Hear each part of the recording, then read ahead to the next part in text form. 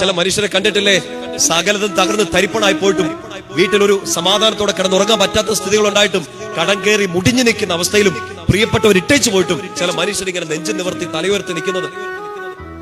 അവരെ തോപ്പിക്കാൻ ലോകം മുഴുവൻ ശ്രമിച്ചിട്ടും തലയുയർത്തി ഇങ്ങനെ നിൽക്കുകയാണ്. ചുറ്റും നിന്നവരൊക്കെ നമ്മുടെ ഉൽപ്പത്തി 49 വായിക്കുന്ന പോലെ ജോസഫിന്റെ ചുറ്റും നിന്നവന്റെ ശത്രുക്കൾ അവനെതിരെ അമ്പെയ്തു. അവനിങ്ങനെ നേരെ നിൽക്കുകയാണ്, തോറ്റു കൊടുക്കുകയെന്ന് പറഞ്ഞുകൊണ്ട്. കാരണം അവനൊരു ബോധമുണ്ട്, ഒരു ബോധ്യമുണ്ട്. ഞാൻ ആരെ വിശ്വസിച്ചോ, ആരുടെ വചനത്തെ ഞാൻ പ്രകീർത്തിച്ചോ, ആ കർത്താവിൽ ഞാൻ ആശ്രയിച്ചുകൊണ്ടിരിക്കുകയാണ്. സകലവിധ അടിമത്തത്തിൽ നിന്നും എന്നെ തകർത്തെറിയാൻ ശ്രമിക്കുന്ന സകല കൂരമ്പുകളുടെയും നടുക്ക് ഞാൻ നിൽക്കുമെന്ന്.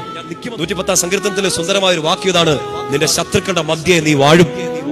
ശത്രുക്കൾ ഇല്ലാതാകുമെന്നോ ശത്രുക്കളെല്ലാം ചത്തൊടുക്കുമെന്നോ അല്ല, നിന്റെ ശത്രുക്കൾ അവിടെ തന്നെ കാണും. പക്ഷെ ആ ശത്രുക്കളുടെ മധ്യേ നീ വാഴും. ചില മനുഷ്യരെ കണ്ടിട്ടില്ലേ, സകലതും തകർന്ന് തരിപ്പണായി പോയിട്ടും വീട്ടിലൊരു സമാധാനത്തോടെ കിടന്നുറങ്ങാൻ പറ്റാത്ത സ്ഥിതികൾ ഉണ്ടായിട്ടും കടം കയറി മുടിഞ്ഞു നിൽക്കുന്ന അവസ്ഥയിലും പ്രിയപ്പെട്ടവർ ഇട്ടേച്ചു പോയിട്ടും ചില മനുഷ്യരിങ്ങനെ നെഞ്ചു നിവർത്തി തലയുയർത്തി നിൽക്കുന്നത്.